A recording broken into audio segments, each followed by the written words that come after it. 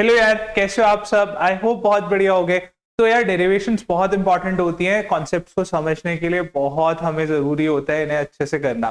तो जल्दी से देखते हैं कि प्रिज्म से लाइट रिफ्रैक्ट कैसे होती है, और minimum deviation, deviation through prism, thin prism, thick prism, deviation किन फैक्टर्स पर डिपेंड करती है, हम जल्दी से सीख लेंगे इस वीडियो में। तो आ जाओ यार। सबसे पहले आपको पता है, प्रिज्म में कोई लाइट जाए तो प्रिज्म की प्रॉपर्टी होती है उसको अपने बेस की तरफ बेंड करने की। तो एक बार रे डायग्राम बना के देखते हैं, समझते हैं कि कैसे लाइट को बेंड करता है हमारा प्रिज्म। तो ये हमने एक प्रिज्म बना लिया। यहां से लाइट रे आई, पहले सरफेस पे रिफ्रैक्शन होगा। तो जैसे ही एयर से ग्लास में जाने लगेगी, लाइट रिफ्रैक्ट होगी, रेयर टू डेंसर जा रही है, टुवर्ड्स नॉर्मल होगा, और फिर दूसरे मीडियम में अब ये ग्लास के अंदर से बाहर आ रही है, डेंसर टू रेयर जा रही है, away from the normal bending होगी। जो लाइट अंदर गई इंसिडेंट रे, जो अंदर है रिफ्रैक्टेड रे, जो बाहर चली गई है इमर्जेंट रे। प्रिज्म की प्रॉपर्टी होती है लाइट को अपने बेस की तरफ बेंड करने की। अब जल्दी से डायग्राम देखते हैं जो हमने ऑलरेडी ले रखा है, सुंदर सा। हाँ, अब यहाँ पे देखते हैं क्या क्या टर्म्स क्या क्या है। सबसे पहले देखो, जहां पे इंसिडेंट रे आई, इसे हमने बोला point of incidence.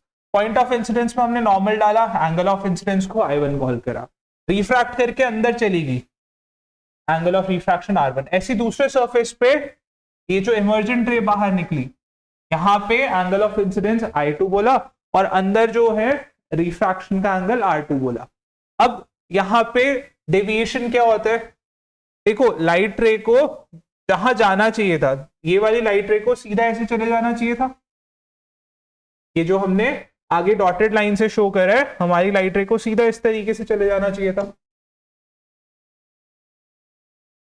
But prism के आने की वजह से लाइट रे जो है ये बेंड हो गई। तो अपने रास्ते से कितना बेंड हुई, ये कितना डेविएट हुई, इसको बोलते हैं एंगल ऑफ डेविएशन। तो डेविएशन क्या होता है? अपने पाथ से कितना लाइट बेंड हो गई। तो यहाँ पे पहले सरफेस पे भी डेविएशन हुआ, दूसरे सरफेस पे भी डेविएशन हुआ। पहले सरफेस पे जो डेविएशन है इसे डेल्टा 1 कॉल करा है, दूसरे सरफेस पे जो डेविएशन है इसे डेल्टा 2 कॉल करा है। यहाँ पे ये डेल्टा 2 हो गया, ये डेल्टा 1 हो गया। अब डेविएशन की वैल्यू कोई आपसे पूछे तो आप बता दोगे बड़े आराम से। कैसे? देखो, ये पूरा एंगल है I1, तो इसके सामने वर्टिकल ऑपोजिट एंगल पूरा I1 होना चाहिए, करेक्ट। बट यहाँ डायग्राम में ये R1 और ये डेल्टा 1 दे रखा है, तो I1 की वैल्यू डेल्टा 1 प्लस R1 होनी चाहिए। वर्टिकल ऑपोजिट एंगल है, इक्वल होनी चाहिए। तो हम I1 माइनस R1 डेल्टा 1 को लिख सकते हैं। सिमिलरली जो दूसरा सरफेस है, दूसरे सरफेस पे पूरा एंगल I2 है, यहाँ पे पूरा एंगल I2 होना चाहिए, वर्टिकल ऑपोजिट। यहाँ पे अगर आपसे डेल्टा 2 की वैल्यू पूछ ली जाए, I2 माइनस R2 हो जाएगी। अब अगर टोटल डेविएशन कोई आपसे पूछ ले कि टोटल डेविएशन बताओ कितनी हुई, तो देखो, लाइट को जाना कैसे चाहिए था, ये QK के अलाउ, बट फाइनली गई कैसे? ये TS के अलाउ। तो टोटल डेविएशन क्या हुई? अपने रास्ते से जो टोटल बेंड हुई है, जाना इसको इंसिडेंट रे को ऐसे चाहिए था, इमर्जेंट रे ऐसी चलेगी। तो जो टोटल बेंड हुई अपने रास्ते से, ये हो गई हमारी टोटल डेविएशन। अब अगर आप ये डायग्राम देखो, ये जो ट्राइंगल बना ब्लू से, यहाँ पे हमारा ये है डेल्टा 1, ये है डेल्टा 2, और ये है total deviation delta. Exterior angle sum of two opposite interior के इक्वल होता है, तो हमारा डेल्टा 1 और डेल्टा 2 के सम के इक्वल होगा। डेल्टा 1 की वैल्यू पता है, डेल्टा 2 की वैल्यू पता है, आपको यहाँ पे पुट कर दो। तो डेल्टा 1 की वैल्यू I1 माइनस R1 और डेल्टा 2 की वैल्यू I2 माइनस R2। अगर आप देखो I1 I2 को एक साथ लिख लोगे तो I1 plus I2 minus R1 minus R2, minus sign common ले लो, I1 plus I2 minus R1 plus R2 bracket में टोटल डेविएशन आ गई। प्रिज्म टोटल डेविएशन कितनी प्रोड्यूस करेगा? अब इसके बाद आगे चलते हैं यार। यहाँ पे हम देखते हैं कि डेविएशन एंगल ऑफ इंसिडेंस के साथ कैसे वेरी कर रही थी। तो अभी अभी हमने फॉर्मूला जो देखा डेविएशन का, वो I1 plus I2 minus R1 plus R2। तो इसका जब हमने angle of deviation angle of incidence पे डिपेंड कर रहा है, फॉर्मूला हमें क्लियरली बता रहा है। हमने जब डिफरेंट एंगल ऑफ इंसिडेंस के लिए डिफरेंट डेविएशन की वैल्यू निकाली एक्सपेरिमेंटली और फिर उसका ग्राफ प्लॉट करा तो ऐसा ग्राफ दिखता है। अब ये ग्राफ किस तरीके से बनाना है आपको, आपको ये एक लेना है और यहाँ पे एक ऐसे कटोरा बना देना है, ठीक है। अब यहाँ पे कुछ चीजें ध्यान रखनी है हमें ग्राफ में, क्या, आप किस, ये वाई एक्सिस पे डेविएशन है, एक्स एक्सिस पे एंगल ऑफ इंसिडेंस है। आप किसी भी डेविएशन की वैल्यू देखोगे तो दो एंगल ऑफ इंसिडेंस की वैल्यू आ रही है, I1 और I2।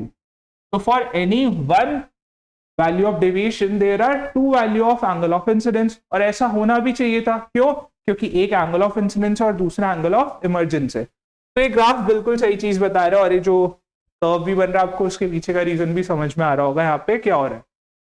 अब आप देखना स्पेशल चीज क्या हो रही है, जब एंगल ऑफ डेविएशन मिनिमम है, इसके नीचे तो देखो डेविएशन है नहीं ना, यहाँ पे इसके नीचे कोई वैल्यू नहीं आ रही, कलर चेंज करते हैं ताकि अच्छे से दिखाई दे। यहाँ पे इसके नीचे डेविएशन की कोई वैल्यू नहीं है, तो डेविएशन की मिनिमम वैल्यू है, और जब डेविएशन की वैल्यू मिनिमम है हमारा सिर्फ एक ही वैल्यू आ रही है एक ही। तो यहाँ पे क्या हुआ, इस ग्राफ में देखते हैं अच्छे से समझ में आएगा। देखो जब डेविएशन मिनिमम है तो एंगल ऑफ इंसिडेंस की सिर्फ एक ही वैल्यू आ रही है, एक ही जगह कट कर रहा है ग्राफ। तो अब इसका क्या मतलब है, इसका मतलब है एंगल ऑफ इंसिडेंस और एंगल ऑफ इमर्जेंस इक्वल है। तो मिनिमम डेविएशन जब होती है तो हमारा एंगल ऑफ इंसिडेंस और angle of emergence, angle of emergence को I2 बोला है, E भी बोल सकते हो, दोनों इक्वल हो जाएंगे। अब यार I1 I2 इक्वल है, एंगल ऑफ इंसिडेंस इक्वल है, तो एंगल ऑफ रिफ्रैक्शन भी इक्वल होगा। ये कब होगा, मिनिमम डेविएशन के केस। अब ऐसे ही ग्राफ में अगर आप देखोगे डेविएशन की एक मैक्सिमम वैल्यू है, उसके ऊपर भी नहीं है ग्राफ, हमने कटोरा बनाया था ना, एक नीचे वैल्यू है और ऊपर वैल्यू है, इसके ना तो ऊपर कुछ है यहाँ पे और ना इसके नीचे कुछ है डेविएशन की वैल्यू, यहाँ ना यहाँ पे आ रही है ना यहाँ पे आ रही है कोई वैल्यू। तो इसका मतलब प्रिज्म की डेविएशन की एक मिनिमम वैल्यू होती है और एक मैक्सिमम वैल्यू होती है। तो यहाँ पे जो मैक्सिमम वैल्यू है इसको मैक्सिमम डेविएशन कॉल करें, ठीक हो गया। मैक्सिमम डेविएशन के लिए इन दोनों में से I1 I2 में से कोई एक 90 डिग्री हो जाता है, आपको ये चीज का ध्यान रखना है। तो ये ग्राफ हमें क्या चीज बता रहा है, ये आपको क्लियर हो गया होगा। जब हमारी डेविएशन मैक्सिमम है, I1 अगर 90 हो गया तो I2 की वैल्यू जो भी आएगी डिपेंडिंग अपॉन, अभी हम फॉर्मूला से देख लेंगे, तो I2 की वैल्यू जो भी आएगी वो आ जाएगी। अगर I2 90 हो गया तो फिर I1 की वैल्यू कुछ और हो जाएगी, फॉर्मूला से आ जाएगी। मैक्सिमम डेविएशन में एक चीज ध्यान रखने वाली है कि I1 I2 में से कोई एक 90 डिग्री हो जाता है, और इसको हम बोलते हैं ग्रेजिंग इंसिडेंस या फिर ग्रेजिंग इमर्जेंस। तो अब ग्रेजिंग का क्या मतलब होता है, देखो ये प्रिज्म है, तो प्रिज्म बना लेते हैं और I1 I2 दोनों केस समझेंगे क्या है। देखो अगर I2 90 है तो हम इसको बोलते हैं ग्रेजिंग इमर्जेंस।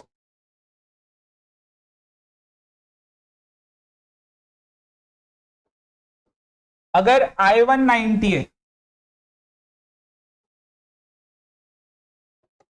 90 होने का मतलब ये प्रिज्म के सरफेस के पैरेलल आएगी लाइट, इसे बोलेंगे ग्रेजिंग इंसिडेंस।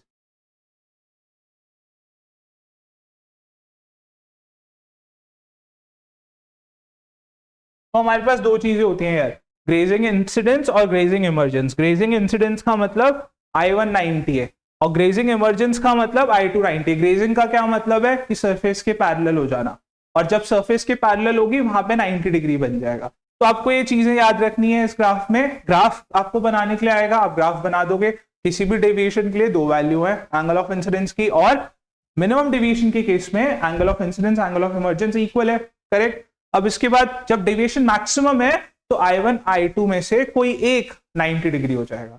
अगर I1 90 है तो इसे ग्रेजिंग इंसिडेंस बोलेंगे, अगर I2 90 है तो इसे ग्रेजिंग इमर्जेंस कॉल करेंगे। क्लियर हो गया। अब वापस हम एंगल ऑफ इंसिडेंस पे चलते हैं, एंगल ऑफ डेविएशन पे चलते हैं। हमने जो निकाला था डेविएशन का फॉर्मूला हमने निकाल दिया है, I1 plus I2 minus R1 plus R2। अब इस फॉर्मूला को हम आगे इवॉल्व करेंगे कैसे। अभी मेरी तरफ से एक पीस ऑफ इंफॉर्मेशन आप ध्यान रखोगे, देखो आपको जरूरी नहीं यही डायग्राम याद रखना है, लेबलिंग अपनी मर्जी से कर सकते हो। यहाँ पे एक क्वाड्रिलेटरल बन गया, कौन सा, ए क्यू, ये ओ और आर। तो आप quadrilateral A Q O R, ये साइक्लिक है, ये पीस ऑफ इंफॉर्मेशन है मेरी तरफ से, आपको ये ध्यान रखना है, ये याद रखना है। अब साइक्लिक क्वाड्रिलेटरल की एक बहुत ब्यूटीफुल प्रॉपर्टी होती है, ऑपोजिट एंगल का सम हमेशा 180 डिग्री होता है। तो यहाँ पे ऑपोजिट एंगल कौन कौन हो गए, एक ये एंगल ऑफ प्रिज्म है, कैपिटल है। अब एंगल ऑफ प्रिज्म क्या, एक बार जल्दी से डिस्कस कर लेते हैं। प्रिज्म का जो वर्टेक्स वाला एंगल है, ये वाला, इस एंगल को हम एंगल ऑफ प्रिज्म कॉल करें, ठीक हो गया। साइक्लिक क्वाड्रिलेटरल बन गया हमारा, साइक्लिक क्वाड्रिलेटरल में ऑपोजिट एंगल का सम 180 होगा। तो इसका मतलब angle A plus angle O हमारा 180 डिग्री होना चाहिए, क्लियर है। अब यार यहां पे देखना एंगल ओ की वैल्यू, नीचे छोटा ट्राइंगल दिख रहा है आपको, इस ट्राइंगल में ये एंगल ओ निकालना है, ये R2 ये R1, तो ये वाला angle 180 minus R1 plus R2। Angle sum property से ट्राइंगल की निकाल सकते हैं, दो एंगल अगर पता है तो तीसरा एंगल। तो आपको ये एंगल ओ पता लग गया, और एंगल जो ऊपर ए है वो एंगल ऑफ प्रिज्म है, उसे ए कॉल करते हैं। तो एंगल ऑफ प्रिज्म है और एंगल ओ की value 180 minus R1 plus R2 equals to ये 180 दोनों तरफ से उड़ा दो, ए की वैल्यू R1 प्लस R2 आ गई। अब आपको क्या पता लगा, एक ये रिलेशन है, ये याद रखना है, क्वेश्चंस करने में हेल्प करेगा आपकी बहुत। Angle of prism R1 plus R2 के इक्वल होता है। तो हमारा एंगल ऑफ डेविएशन का फॉर्मूला देखो क्या बन गया, एक तो ये बन ही गया ऊपर जो हमने फॉर्मूला निकाला। अब दूसरा फॉर्मूला देखते हैं, I1 प्लस I2, और R1 प्लस R2 की जगह हम A रख सकते हैं। तो एंगल ऑफ डेविएशन का दूसरा फॉर्मूला ये हमारे पास आ गया, क्लियर है, समझ में आ गया। अब आ जाओ इसको एक और, इसका आगे हम और फर्दर स्टडी करेंगे, इसको आगे और हम फॉर्मूले को लेके चलेंगे। अब आपको स्नेल्स लॉ पता है, sine I by sine R. अगर सरफेस 1 पे देखेंगे तो sign I1 by sine R1, surface 1 पे ऐसे ही हो रहा था ना बेटा, रिफ्रैक्शन। यहाँ पे देखो ये I1 और ये R1, और रेयर से डेंसर जा रहे हैं तो म्यू ए जी, मतलब एयर से ग्लास जा रहे हैं तो म्यू ए जी। इसको हम म्यू या फिर एन, आपको जो अच्छा लगता है आप उससे से डिनोट कर सकते हो रिफ्रैक्टिव इंडेक्स को। अब यहाँ पे देखना हम मिनिमम डेविएशन का केस ले रहे हैं। मिनिमम डेविएशन के लिए I1 I2 इक्वल था और R1 R2 भी इक्वल था।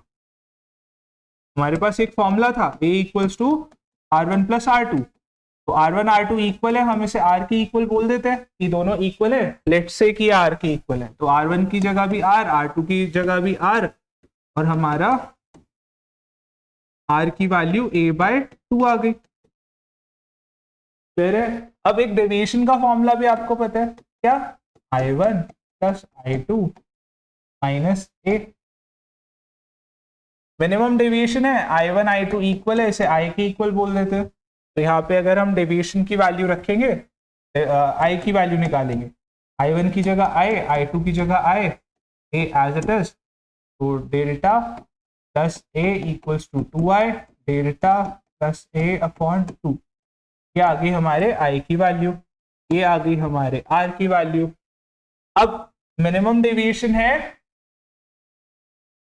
और I1 की वैल्यू I थी, R1 की वैल्यू R ली थी, इधर म्यू था। I1 और R की वैल्यू हम रख देते हैं, मतलब I की और R की वैल्यू रखते हैं जो हमने फाइंड आउट करी है, ठीक है। यहाँ पे साइन I की जगह delta plus A upon 2 divided by sine R की जगह A upon equals to mu. अब आपको एक चीज का ध्यान रखना है, अगर एंगल स्मॉल होते हैं, अगर एंगल स्मॉल है तो साइन थीटा को हम लोग थीटा लिख सकते हैं, साइन थीटा की जगह सिर्फ थीटा लिख सकते हैं। तो ये जो आपका साइन के साथ जो भी है ना, इसको हम सीधा ऐसे लिख सकते हैं, delta plus A upon two, और नीचे A upon two equals to mu, two two cancel, तो बचेगा क्या हमारे पास,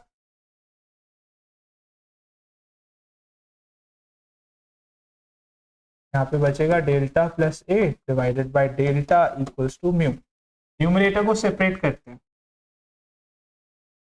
delta plus A divided by delta, delta upon A plus A upon A equals to mu, A cancel 1 हो गया, delta upon A plus 1 equals to mu. तो हमारा यहाँ पे delta upon A plus 1 equals to mu, तो delta upon A equals to mu minus 1, delta equals to mu minus 1 into A. तो ये हमारा डेविएशन का फॉर्मूला आ गया। बट ये फॉर्मूला निकालने के लिए हमने क्या लिया था कि डेविएशन जो है हमारी मिनिमम है, डेविएशन मिनिमम जब थी तब ये फॉर्मूला आया म्यू माइनस 1 इंटू ए। साथ में हमने एक चीज और ध्यान रखी, ये फॉर्मूला कब एप्लीकेबल है, पहला डेविएशन मिनिमम होनी चाहिए, पहला पॉइंट। दूसरा पॉइंट यहाँ पे हमने एक चीज और ली थी, क्या, एंगल स्मॉल है, हमने अभी अभी बोला ना एंगल स्मॉल है, तभी हमने साइन थीटा की जगह थीटा रखा।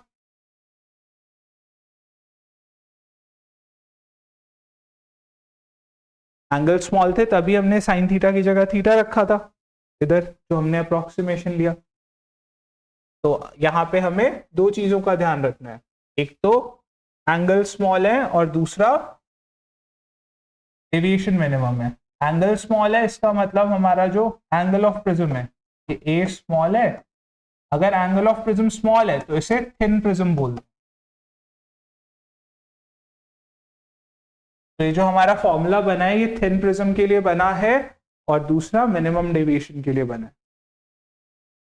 और थिन प्रिज्म, थिन का मतलब कितना थिन, अब कुछ लोगों के लिए मैं पतला हूंगा और कुछ लोगों के लिए मैं मोटा हूंगा, तो थिन और थिक ऐसे बताना तो बहुत डिफिकल्ट होता है ना।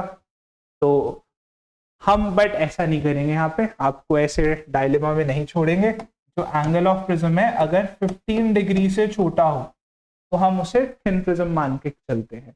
दूसरा, जब तक क्वेश्चन में नहीं बोलेंगे प्रिज्म थिक है तब तक आप उसे थिन मान के काम करोगे। तो आपका जो एंगल ऑफ डेविएशन का फॉर्मूला है कि थिन प्रिज्म के लिए है, दूसरा मिनिमम डेविएशन के लिए। अब डेविएशन किन फैक्टर्स पे डिपेंड करेगी, जल्दी से ये डिस्कस कर लेते हैं फैक्टर्स जिन पे हमारी डेविएशन डिपेंड करेगी। तो सबसे पहले देखो डेविएशन का जो फॉर्मूला आया था वो I1 प्लस I2 माइनस ए, तो एंगल ऑफ इंसिडेंस पे डिपेंड करेगी। बट यहाँ पे एक बहुत बड़ा बट है, डेविएशन मिनिमम जब थी तो म्यू माइनस 1 इंटू ए, तब डेविएशन एंगल ऑफ इंसिडेंस पे डिपेंड नहीं करेगी, तब नहीं कर रही थी। तो जब डेविएशन मिनिमम है then it does not depend on I.